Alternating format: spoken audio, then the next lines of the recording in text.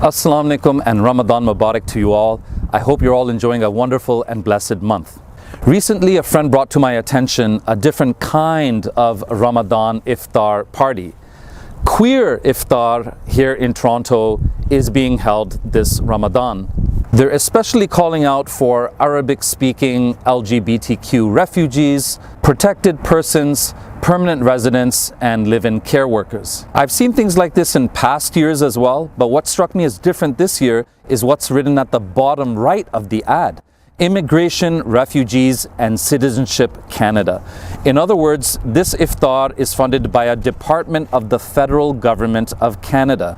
I guess we're beginning to see where some of that $100 million investment in LGBTQ promotion and support that Prime Minister Justin Trudeau made about a year ago is being used.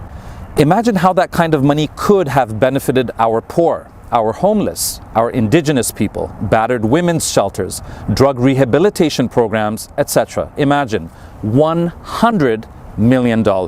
That's a lot of rainbow flags, confetti, and water guns.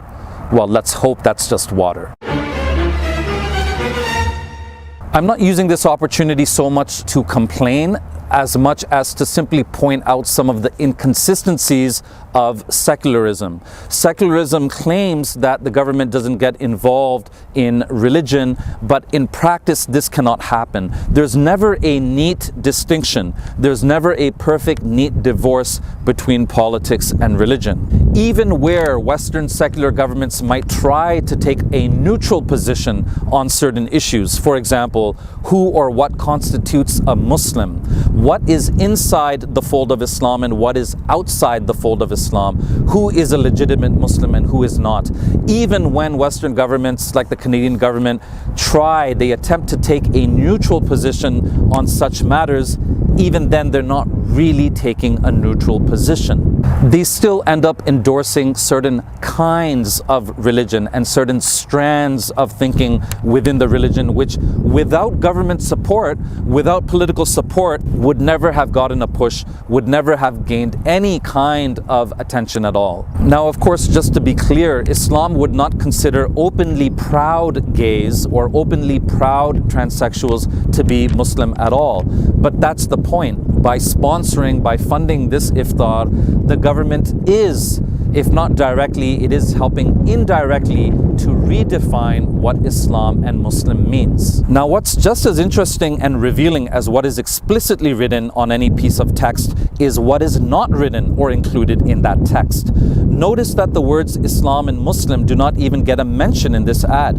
yet the word iftar, which has very clear Islamic religious connotations, does. This itself in a subtle way promotes the secularization of Ramadan and iftar. The idea here is you don't even have to be a religious Muslim, or perhaps not even a Muslim at all, as we will see, in order to enjoy and celebrate Ramadan. Ramadan can be celebrated and enjoyed in the same way that most people enjoy Christmas. That's the message that you get from such iftars being funded by the Canadian federal government. Ramadan is just a secular excuse for us to come together and enjoy a nice spicy meal. Or in the case of Christmas, perhaps not so spicy meal. Unless you consider eggnog to be spicy, which I kind of like. Now, coming back to the ad, I think the exclusion of the words Islam and Muslim from the ad are very telling. And this might even be upon the advice of the federal government. Perhaps the federal government doesn't want to be seen as openly endorsing some kind of reframing or redefinition of what a major religion like Islam means and how it's defined. But we Muslims always have to be on guard, and we have to be wary of the government's subtle and sometimes not so subtle attempts to redefine what Islam and Muslim is. And this concern, of course, relates to other Western Muslims in other lands, in other countries as well. Now, if you think I'm reading too much into the government's subtle or not so subtle attempts to influence, to redefine, or to possibly even deconstruct what our religion is, or if you think I'm being overly harsh in dismissing the religious sentiments or the religious commitments of the members of these participating organizations, well, it's when you visit the website of one of these organizations, it's when you dig a little bit deeper that you see the problem. For example, at the 519 New to Canada website, which is one of the participating organizations, here at the top of this page you can see some of the exact same wording and order of wording as was used in the Iftaar promotion ad.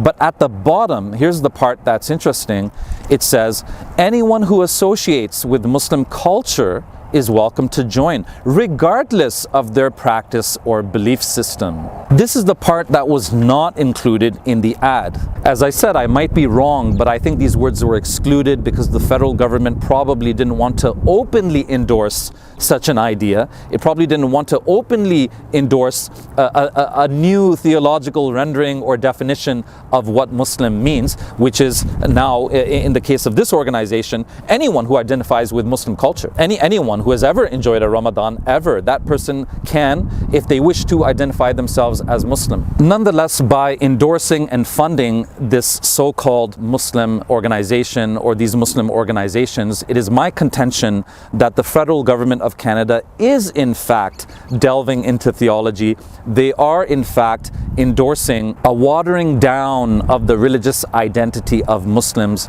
hoping for the secularization of Islam and Muslims in a way similar as to what happened to most Christians in these lands, to the point where their religious commitments become actually quite meaningless, and especially on the social and political level, they become completely irrelevant. Now, had I been advising the federal government, I would have told them, listen, you can include the words Islam and Muslim on this ad. Don't worry about it. Canadian Muslims are so passive. Canadian Muslims are so weak that we wouldn't raise a voice about it anyways. We wouldn't complain about it anyways. We would have just joined in the Canadian and the liberal mantra of live and let live. The problem is, it's not quite live and let live. Non-religious, liberal, or agnostic people say this when it comes to religion. They say that it should be a case of live and let live. We're not trying to convert you. You ideally should not try to convert us. And Muslims, as well as Christians and others, are free to practice their religion more or less as they wish. They, the secular side, say that it's when religion comes into political power that it becomes a problem. Religion is fine, religion might even be good, but the minute that it assumes political authority, that's when it becomes nasty, that's when it becomes more aggressive, that's when it becomes more coercive. But the thing is, the exact same rule holds true for secular liberalism. Secular liberal ideas are not aggressive and are not coercive. They do not try to coercively influence you or pressure you into accepting them until they come into political power. Once they gain political acceptance at the official level, that's when they become coercive, and that's when they try to make everybody else assimilate to those values. I have no personal problem with a neighbor who might be gay, but once homosexuality is officially endorsed by Western governments, at that point it's like you can't even speak out and say that you consider homosexuality to be a sin. At least you can't do that from the pulpit or the minbar in the mosque. That's just my guess, because I haven't seen any Canadian imam openly criticize homosexuality from the minbar in the masjid for the past 15 to 20 years at least. And we all know that if I was saying what I'm saying right now as a teacher, as a member of the Toronto District School Board, or even the Toronto Catholic District School Board, if I was saying this as a member of the Parliament,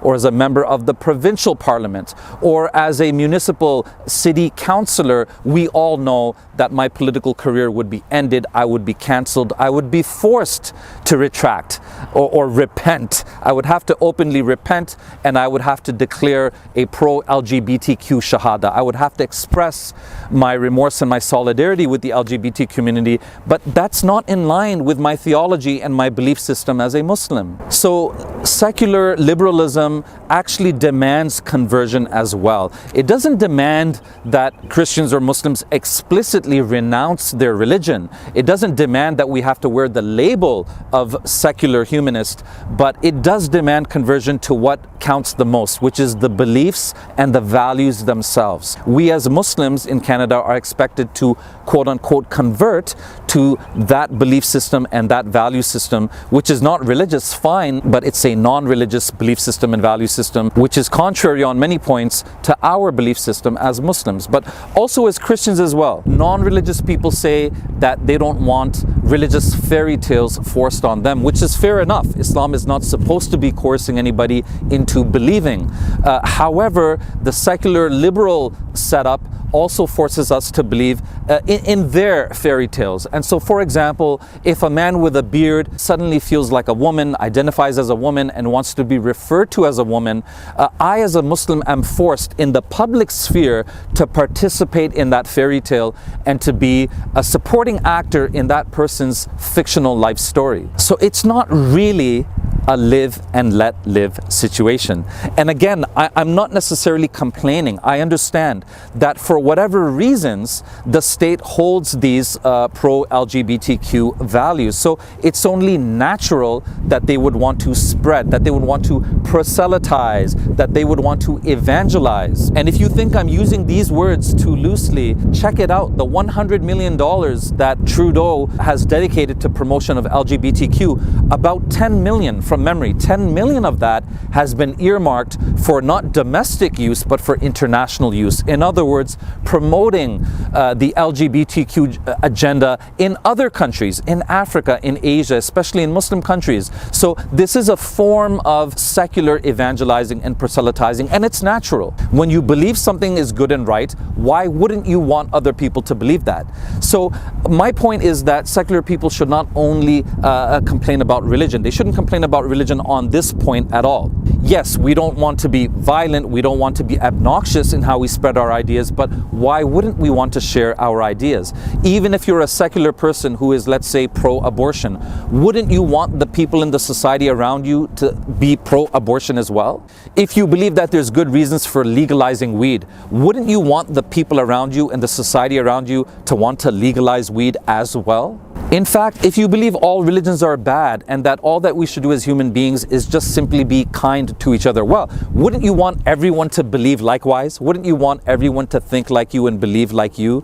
It only makes logical sense that you would and that you should. Morally, you should. So while we may attempt to separate religion from politics, you can never separate morals from politics. You wouldn't want to separate ethics from politics. And whatever that moral system of values is, whatever those ethical values are, the government will pressure people into accepting that. It will use its state muscle. It will use its funds. It will use its media. It will use economic pressure to coerce people into accepting those values. And of course, to suppress and intimidate those groups and organizations that practice or preach contrary to those values. That's why you will not hear a khatib in a masjid here in Canada openly criticize transgenderism, for example. That policy, that state policy of fear and intimidation seems to work particularly well on the category, on the class of scholars and imams that we have here in Canada.